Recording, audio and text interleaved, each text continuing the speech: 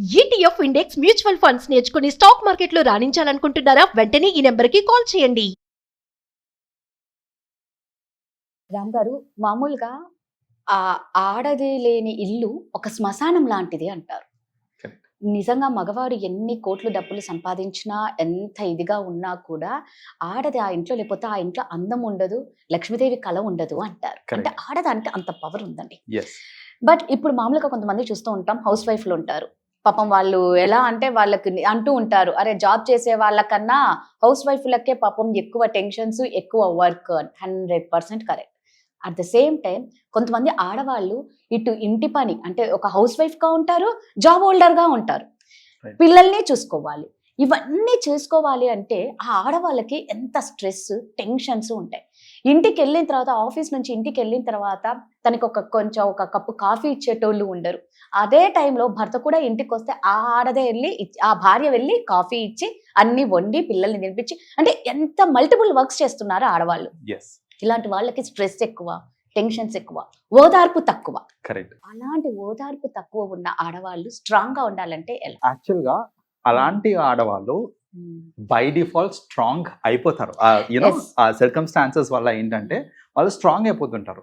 మీరు చెప్పారు చూడండి, బయటికి వెళ్ళి అక్కడ బయట పని చేసుకొని ఇంటికి వచ్చాక ఇంటి పని చేసుకొని మళ్ళీ ఏంటంటే హస్బెండ్ వచ్చినప్పుడు హస్బెండ్ కి కూడా చేయటము ఇవన్నీ ఉంది కదా. ఇందులో ఇంకొక ఎక్స్ట్రీమ్ కేసు కూడా చూసా నేను.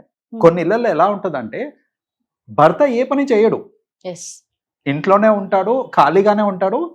అయినప్పటికీ కూడా భార్యనే బయట పని చేసుకొని ఇంటికి వచ్చాక మళ్ళా ఇంటి పని చేసుకొని భర్తకు కూడా చేసి పెట్టాలి. అలాంటి సిచ్యువేషన్స్ కూడా చూసాను నేను.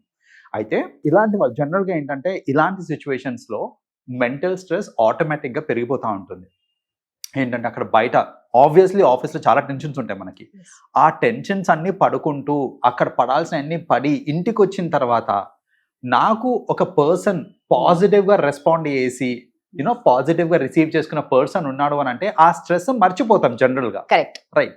కానీ ఇంటికి వచ్చాక మనం ఎలాంటి పర్సన్ని ఫేస్ అవుతాము అని అంటే ఆ స్ట్రెస్ ఇంకా డబుల్ చేసే వాళ్ళు ఉంటారు. ఎక్కువ శాతం చూస్తుంటాను ఏంటంటే ఆ స్ట్రెస్ని డబుల్ చేసే వాళ్ళు ఉంటారు. సో అదేమవుతుందంటే ఫ్రస్ట్రేషన్ ఇంకా పెరిగిపోతుంది. ఇంటికి వచ్చేసరికి ఆ ఫ్రస్ట్రేషన్ అనేది ఇంకా పెరిగిపోతూ ఉంటుంది. కాకపోతే అలాంటి వాళ్ళు జనరల్గా ఏంటంటే ఇంకా నా లైఫ్ ఇంతే, నాకు ఇంకొక ఆప్షన్ లేదు, ఇంకా నా జీవితం ఇదే అని అలా మెంటలీ ఫిక్స్ అయిపోయి చాకరీ చేసుకుంటూ బతికే వాళ్ళు చాలా మంది ఉంటారండి. బట్ నేను ఒకటి చెప్తాను ఏంటంటే నా లైఫ్ ఇంతే, ఇంక ఇది ఇంతే, మారదు అని అలా టేక్ ఇట్ ఫర్ గ్రాంటెడ్ తీసుకొని మీరు ఇంకా అలాగే సాగుతూ ఉంది అని అంటే ఇంకా జీవితం అంతా అలాగే ఉంటుంది ఎప్పటికీ. బట్ టేక్ ఇనిషియేటివ్, మాట్లాడండి. ఎవరో కాదు కదా, మీ హస్బెండే కదా, మాట్లాడండి, చెప్పండి దట్ నేను స్ట్రెస్లో లోన్ అవుతున్నాను, నాకు ఐ నీడ్ సమ్ కంపానియన్ అనేసి. అండ్ ఇంకోటి ఏంటంటే వాళ్ళతో మాట్లాడి మీరు కొన్ని రెస్పాన్సిబిలిటీస్ కూడా షేర్ చేసుకోవచ్చు. చాలా మంది ఏంటంటే రెస్పాన్సిబిలిటీస్ షేర్ చేసుకోవడానికి ముందుకు రారు హస్బెండ్స్. అవునండి, రారు. వాళ్ళు ఏంటంటే నేను సంపాదించుకొని వస్తున్నా కదా, అది మాత్రమే నా బాధ్యత అని అనుకుంటారే తప్ప ఇంట్లో పనులు, పిల్లలకి హోంవర్క్స్, వాళ్ళకి సంబంధించిన ఏదైనా వర్క్స్ ఇవన్నీ కూడా వాళ్ళు ఏంటంటే నా పిల్లం వచ్చాక చూసుకుంటుంది, తను చూసుకుంటుంది మొత్తం అంతా, నాకు సంబంధం లేదు అనే ఒక మైండ్ సెట్లో ఉంటారు. అబ్బాయిలు కూడా మారాలండి ఇక్కడ. వాళ్ళు ఏంటంటే పిల్లలు ఉండి ఆమెకా పిల్లలు మీకు కాదా, రైట్? సో మన పిల్లలు అనే థాట్ ఉన్నప్పుడు ఆ ఓనర్షిప్ ఇంకా రెస్పాన్సిబిలిటీ తీసుకోవాలి. వాళ్ళకి ఏదైనా హోంవర్క్స్ ఉన్నా, వాళ్ళకి ఏదైనా నీడ్స్ ఉన్నా అది ఫుల్ఫిల్ చేసే బాధ్యత కూడా హస్బెండ్ది. సో అలా రెస్పాన్సిబిలిటీస్ని షేర్ చేసుకున్నారనుకోండి, అప్పుడు ఏంటంటే యూనో బయట నుంచి వర్క్ చేసి ఇంటికి వచ్చేసరికి సగం పనులు అయిపోయినాయి అని తెలిసిందనుకోండి, ఒక కైండ్ ఆఫ్ హ్యాపీనెస్ వస్తుంది. రైట్. సో అలాంటప్పుడు ఏంటంటే రిలేషన్షిప్స్ కూడా బలపడతాయి అక్కడ. అలా కాకుండా అలా ముద్దులా కూర్చొని ఉండి అన్నీ ఆమె చేసుకుంటుంది అని అనుకుంటే ట్రస్ట్ మీ ఆ హస్బెండ్ మీద రెస్పెక్ట్ కూడా తగ్గిపోతుంది విమెన్కే కాదు, సొసైటీలో ఎవరికన్నా సరే అలాంటి వాళ్ళకి రెస్పెక్ట్ ఉండదు. సో మీకు సొసైటీలో రెస్పెక్ట్ కావాలన్నా, మీ భార్య నుంచి మీకు రావాల్సిన రెస్పెక్ట్ రావాలన్నా మీరు రెస్పాన్సిబిలిటీస్ తీసుకొని అంతగా కష్టపడే మహిళకి మీరు ఎంతో కొంత ఆసరాగా ఉన్నారు అని అంటే ఖచ్చితంగా మరీ ఎక్కువ కూడా అవసరం లేదు, కొంచెం హెల్ప్ చేసినా కూడా ఎంతో హ్యాపీనెస్ వస్తుంది. రైట్. సో ఎందుకంటే అది వాళ్ళకి అలవాటు లేదు. అది అలాంటిది సడన్ గా ఇట్లా నా భర్త నాకు హెల్ప్ చేయడానికి అట్లీస్ట్ ట్రై చేస్తున్నాడు అని తెలిసినా కూడా వాళ్ళు హ్యాపీగా ఫీల్ అవుతారు. సో అలాంటి వాళ్ళు ఏంటంటే జనరల్గా కమ్యూనికేట్ చేసుకోవాలండి. హస్బెండ్తో కమ్యూనికేట్ చేసుకొని రెస్పాన్సిబిలిటీస్ని డివైడ్ చేసుకున్నారనుకోండి, మీ రిలేషన్షిప్ కూడా బాగుంటుంది అండ్ మీకు కూడా ఎంతో కొంత స్ట్రెస్ అనేది తగ్గుతుంది.